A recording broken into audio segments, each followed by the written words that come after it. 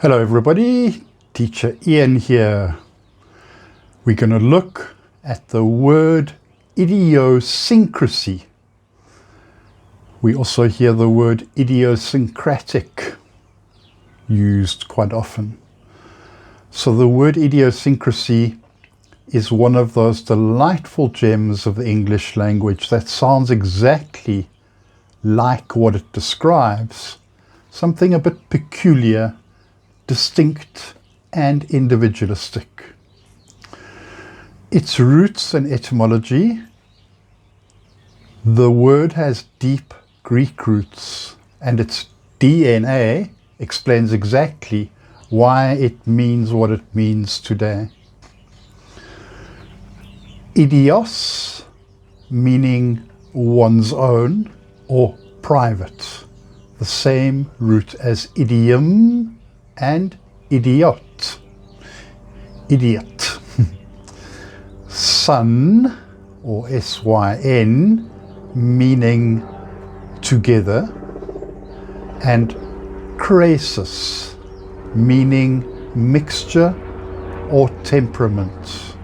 So those are your Greek roots: idios, syn, and crasis.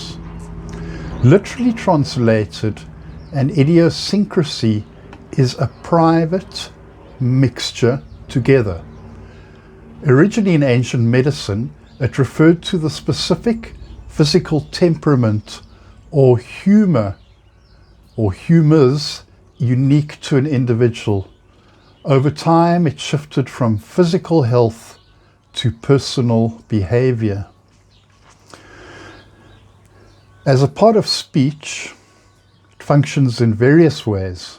Firstly, let's look at a noun: idiosyncrasy, singular; idiosyncrasies, plural. As an adjective, idiosyncratic. For example, his idiosyncratic style of painting is instantly recognizable. As an adverb, we hear idiosyncratically. She organized her bookshelf idiosyncratically by the color of the spines of the books. The definition and usage: an idiosyncrasy is a peculiarity of constitution or temperament, an individualizing characteristic or habit. It's often used to describe those little quirks that make someone them, usually without being inherently negative. Some examples in context: in personality, one of his more endearing idiosyncrasies was his habit of humming loudly whenever he was deep in thought. In mechanics or systems, the old car has its idiosyncrasies, like the way you have to jiggle the key just right to get the engine to turn over. In linguistics, the English language is full of idiosyncrasies, such as the I before E rule that has more exceptions than followers. We can compare idiosyncrasy to quirk or eccentricity. Now, these are synonyms, but they carry a slightly different vibe.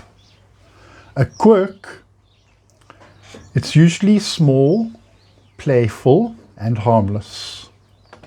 An idiosyncrasy is more structural, part of how a person or thing is built. And an eccentricity often implies a more significant or weird departure from the norm. Many of history's most brilliant minds didn't just have habits, they had idiosyncrasies, so specific that they bordered on the ritualistic. These quirks often served as a mental bridge to their creative or productive states. Here are some of the most famous idiosyncratic habits from historical figures. 1. The coffee chemists. And for some, genius was literally fueled by precise amounts of caffeine. Ludwig van Beethoven, he was obsessive about his morning coffee. He would personally count out exactly 60 coffee beans per cup, no more, no less, to ensure the brew was perfect before he started composing. Honore de Balzac, the French novelist, allegedly drank up to 50 cups of coffee a day. He would often work 15 hours straight, even eating dry coffee grounds if he couldn't wait for a pot to brew. The naked thinkers. Some figures believed that clutter, including clothes, hindered the flow of ideas.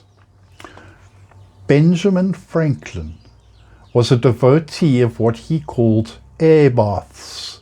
Every morning he would spend an hour or two sitting completely naked in his room with the windows wide open, regardless of the weather, believing the fresh air on his skin prevented illness and cleared his mind.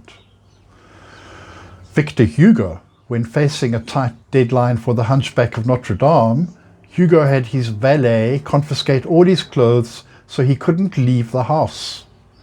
He spent weeks wrapped in nothing but a large grey shawl until the book was finished.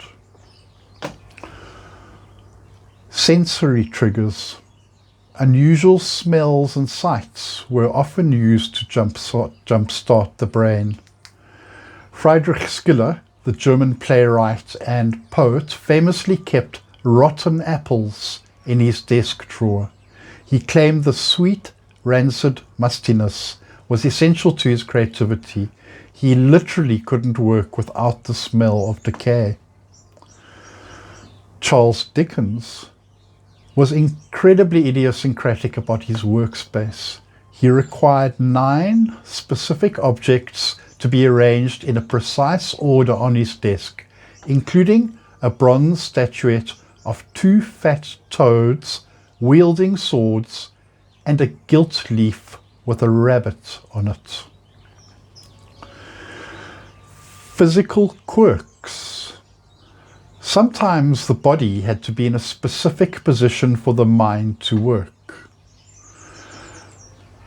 Igor Stravinsky, whenever the famous composer hit a creative block, he would do a 15-minute headstand. He believed it cleared the brain by sending blood to the head.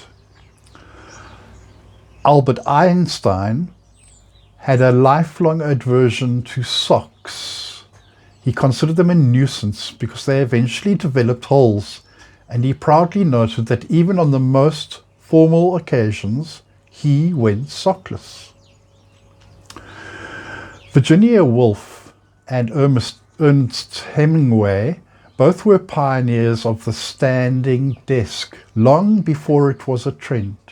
They found that standing while writing kept their energy levels high and their prose active. Well, there you have it. Idiosyncrasy and idiosyncratic and idiosyncrasies. Interesting stuff. Like and subscribe.